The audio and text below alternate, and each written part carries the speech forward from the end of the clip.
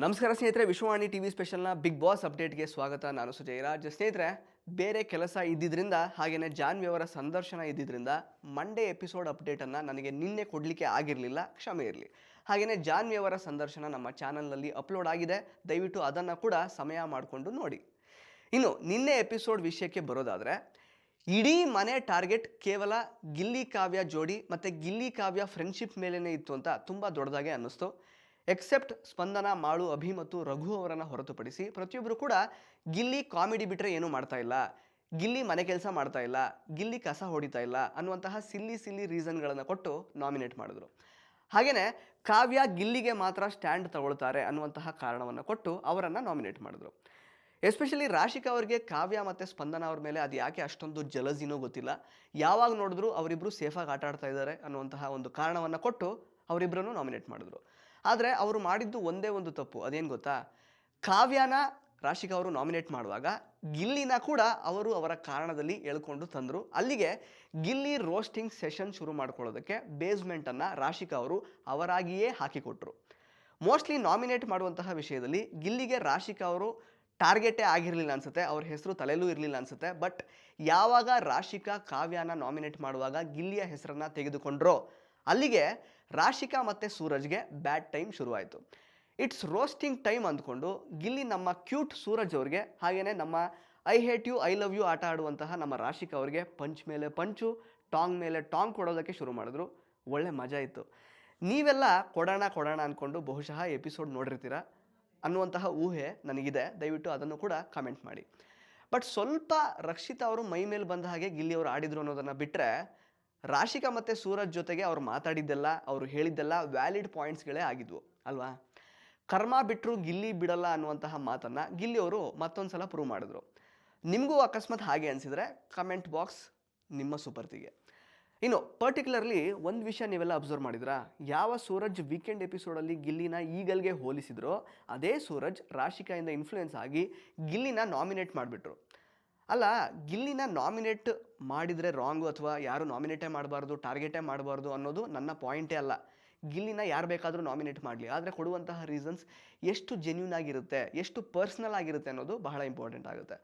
Firstly ಕಾವ್ಯನ nominate ಮಾಡುವಾಗ ರಾಶಿಕಾ ಗಿಲ್ಲಿನ ಎಳೆದುಕೊಳ್ಳದೆ ಇದ್ದಿದ್ದರೆ ಕಾವ್ಯ ರಾಶಿಕಾ ಮತ್ತು ಸೂರಜ್ ಬಗ್ಗೆ ಮಾತಾಡ್ತಾನೆ ಇರಲಿಲ್ಲ, ಅದರಿಂದ ಗಿಲ್ಲಿಗೆ ಟ್ರಿಗರ್ ಆಗ್ತಾನೂ ಇರಲಿಲ್ಲ. ಗಿಲ್ಲಿ ಕಾವ್ಯಗೆ ಚೆನ್ನಾಗಿ ಕೊಟ್ಟೆ, ಸೂಪರ್ ಕಾವ್ಯ ಅಂತ ಹೇಳ್ತಾನೂ ಇರಲಿಲ್ಲ. ಇನ್ಫ್ಯಾಕ್ಟ್ ರಾಶಿಕಾನ ನಾಮಿನೇಟ್ ಕೂಡ ಮಾಡ್ತಿರ್ಲಿಲ್ವೇನೋ. ಸೊ ಶುರು ಮಾಡಿದ್ದು ರಾಶಿಕಾ, ಮುಂದುವರಿಸಿದ್ದು ಸೂರಜ್ಜು, ಶೇಪ್ ಔಟ್ ಮಾಡಿದ್ದು ನಮ್ಮ ಗಿಲ್ಲಿ. ಸೊ ಅಲ್ಲಿಗಲ್ಲಿಗೆ ಲೆಕ್ಕ ಚುಕ್ತಾ ಆಯಿತು. ಇನ್ನು ಗಿಲ್ಲಿ ಸೂರಜ್ ಅವ್ರಿಗೆ ನೀನು ಕಾಂಪಿಟೇಟರೇ ಅಲ್ಲ ಅನ್ನೋದು ಬಿಡು, ಕಂಟೆಸ್ಟೆಂಟ್ ಆಗಿ ಕೂಡ ನಾನು ನನ್ನ ಕನ್ಸಿಡರ್ ಮಾಡಲ್ಲ. ಕಾಂಪಿಟೇಟರ್ ಬಿಟ್ಟಾಕು, ಕಂಟೆಸ್ಟೆಂಟ್ ಅಂತ ಕೂಡ ನಾನು ಕನ್ಸಿಡರ್ ಮಾಡಲ್ಲ ಅಂದಿದ್ದು. ರಾಶಿಕಾಗೆ ನೀನು ಅಫಿಷಿಯಲ್ ಸಪ್ಲೈಯರ್ ಅಂದಿದ್ದು.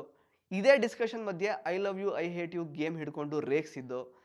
ನೀನು ಹಿಂದೆಯಿಂದನೂ ಕ್ಯೂಟ್ ಕಾಣೋಣ, ಮುಂದೆಯಿಂದನೂ ಕ್ಯೂಟ್ ಕಾಣೋಣ ಅಂತ ಸೂರಜ್ಗೆ ಅಂದಿದ್ದು. ಇದೆಲ್ಲವೂ ಕೂಡ ಪ್ಯೂರ್ ಸಿನಿಮಾ ಎಕ್ಸ್ಪೀರಿಯನ್ಸ್ ಆಗಿತ್ತು ನಿನ್ನೆ ಎಪಿಸೋಡಲ್ಲಿ ಆ್ಯಕ್ಚುಲಿ.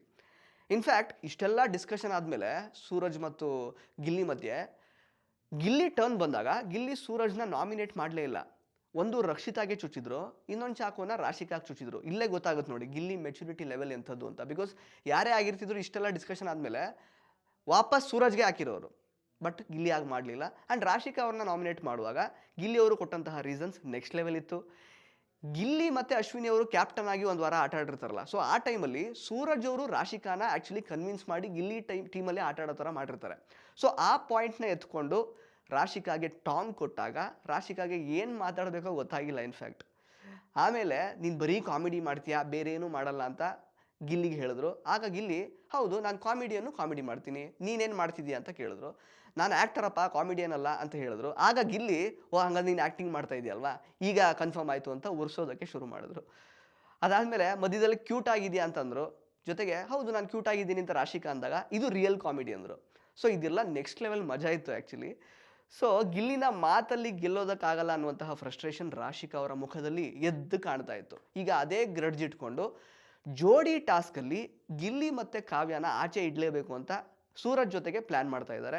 ಸೂರಜ್ ಅವರು ಸ್ವಲ್ಪ ಬ್ರೈನ್ ವಾಶ್ ಆದರು ಅಂತ ಅನಿಸುತ್ತೆ. ಇಷ್ಟರ ತನಕ ಚೆನ್ನಾಗಿ ಆಡ್ತಾಯಿದ್ರು, ಯಾಕೋ ಸ್ವಲ್ಪ ಈಗ ಬ್ರೈನ್ ವಾಶ್ ಆಗಿದ್ದಾರೆ. ಮುಂದೆ ನೋಡ್ಬೇಕು ಏನಾಗುತ್ತೆ ಅಂತ.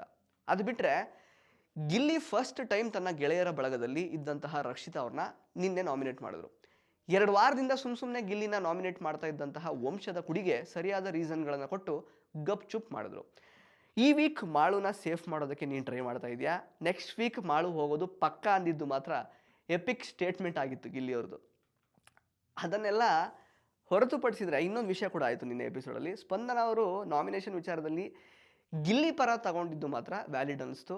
ಕಾವ್ಯ ಅವರು ಬೇರೆಯವರೆಲ್ಲ ಏನು ಅಂದ್ಕೊಳ್ತಾರೋ ಅನ್ನುವಂತಹ ಕನ್ಫ್ಯೂಷನಲ್ಲಿ ಮಾಡದೇ ಇರುವಂತಹ ಕೆಲಸವನ್ನು ಸ್ಪಂದನ ಮಾಡಿದ್ರು. ತಮ್ಮ ಗಿಲ್ಲಿ ಫ್ರೆಂಡ್ಶಿಪ್ ಎಷ್ಟು ಗಟ್ಟಿ ಅಂತ ಅವರು ಪ್ರೂವ್ ಮಾಡಿಕೊಂಡ್ರು. ಹಾಗಂತ ಕಾವ್ಯ ಗಿಲ್ಲಿಯವ್ರನ್ನ ಬಿಟ್ಕೊಟ್ರ? ಡೆಫಿನೆಟ್ಲಿ ಬಿಟ್ಕೊಟ್ಟಿಲ್ಲ.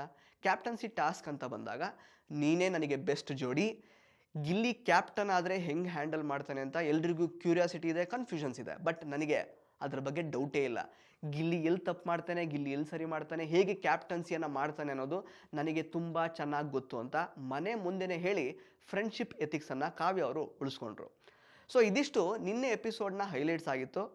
ಇದ್ರ ಮಧ್ಯೆ ಇನ್ನೊಂದಾಯಿತು ಗೊತ್ತಾ, ಸ್ಪಂದನ ಅವರು ಧ್ರುವಂತನ ನಾಮಿನೇಟ್ ಮಾಡುವಾಗ ಧ್ರುವಂತ್ ನಾಗವಲ್ಲಿಯಾಗಿ ಬದಲಾಗಿದ್ದು ನಿಮಗೆಲ್ಲ ಹೇಗೆ ಅನ್ನಿಸ್ತು ಅದನ್ನು ಕೂಡ ಕಮೆಂಟ್ ಮಾಡಿ. ಆ್ಯಂಡ್ ಒಂದು ವಿಷಯ, ಅಶ್ವಿನಿ ಅವ್ರ ಹತ್ರ ಧ್ರುವಂತ್ ಅವ್ರು ಮಾತಾಡುವಾಗ ಒಂದು ವಿಷಯ ಪ್ರಸ್ತಾಪ ಮಾಡ್ತಾರೆ ಅವರು. ಈ ಅಭಿ, ಸ್ಪಂದನ, ಮಾಳು ಎಲ್ಲ ಹೆಂಗೆ ಆ್ಯಕ್ಚುಲಿ ಸೇಫ್ ಆಗ್ತಿದ್ದಾರೆ, ಲೆಕ್ಕಕ್ಕೆ ನಮ್ಮ ಚಂದ್ರಪ್ರಭಾ ಅವರೆಲ್ಲ ಇರಬೇಕಾಗಿತ್ತು, ಜಾನ್ವಿ ಇರಬೇಕಾಗಿತ್ತು ಅಂತೆಲ್ಲ ಹೇಳ್ತಾರೆ. ಈ ಅಭಿ, ಸ್ಪಂದನ, ಮಾಳು ಬಗ್ಗೆ ಹೇಳಿದ್ದು ಓಕೆ, ಅದ್ರ ಜೊತೆಗೆ ಇನ್ಫ್ಯಾಕ್ಟ್ ನಾನು ಯಾಕೆ ಇನ್ನೂ ಇಲ್ಲಿದ್ದೀನಿ ಅಂತ ನನಗೆ ಗೊತ್ತಿಲ್ಲ, ನಾನು ಹೆಂಗೆ ಸೇಫ್ ಆಗಿದ್ದೀನಿ ಅಂತ ನನಗೆ ಗೊತ್ತಿಲ್ಲ ಅಂದಿದ್ದು ಮಾತ್ರ ಸೈಕ್ ಆಗಿತ್ತು ಅಲ್ವಾ. ಸದ್ಯಕ್ಕೆ ಗಿಲ್ಲಿ ಮತ್ತು ಕಾವ್ಯ ಅವ್ರಿಗೆ ಇವತ್ತಿನ ಪ್ರೋಮೋ ಎಲ್ಲ ನೀವು ನೋಡಿರ್ತೀರ. ಟಾಸ್ಕ್ ವಿಚಾರದಲ್ಲಿ ರಿಯಲ್ ಚಾಲೆಂಜ್ ಇದ್ರಾಗಿದೆ.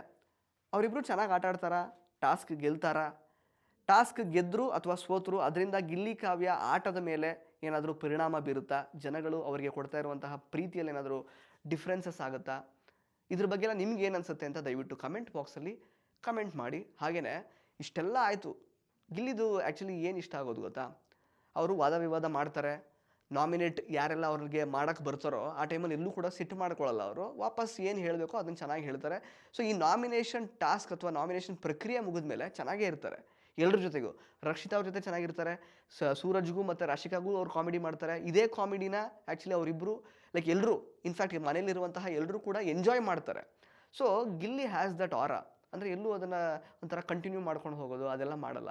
ಯಾರೋ ಚುಚ್ಚಿದ್ರು, ಇನ್ಫ್ಯಾಕ್ಟ್ ಈಗ ರಘು ಅವ್ರು ಚುಚ್ಚಿದ್ರು ನಿನ್ನೆ, ಅದನ್ನು ಒಂದು ರೀತಿ ರಾಜಾ ಹುಲಿ ಡೈಲಾಗ್ ಎಲ್ಲ ಹೇಳ್ಕೊಂಡು ಎಷ್ಟು ಮಜವಾಗಿ ತಗೊಂಡ್ರು. ಯಾರಾದರೂ ಒಬ್ಬರನ್ನೊಬ್ಬರನ್ನ ನಾಮಿನೇಟ್ ಮಾಡಿದಾಗ ಈ ಥರ ರಿಯಾಕ್ಟ್ ಮಾಡಿರೋದನ್ನು ನೀವು ನೋಡಿದ್ದೀರಾ? ಅದು ಗಿಲ್ಲಿ ಕೈಲಿ ಮಾತ್ರ ಸಾಧ್ಯ. So is A very strong headed personality ಅದು ಗಿಲ್ಲಿ ಅವ್ರದ್ದು. ಸೊ ಇದೆಲ್ಲದ್ರ ಬಗ್ಗೆ ನಿಮ್ಗೇನು ಅನಿಸ್ತು ಅಂತ ದಯವಿಟ್ಟು ಕಮೆಂಟ್ ಬಾಕ್ಸಲ್ಲಿ ಕಮೆಂಟ್ ಮಾಡಿ ತಿಳಿಸಿ. ಧನ್ಯವಾದ. ಇಂಟ್ರೆಸ್ಟಿಂಗ್ ಮತ್ತು ಇನ್ಫಾರ್ಮೇಟಿವ್ ವಿಡಿಯೋಗಳನ್ನು ಮಿಸ್ ಮಾಡ್ಕೋಬೇಡಿ, ಈಗಲೇ ಸಬ್ಸ್ಕ್ರೈಬ್ ಮಾಡಿ.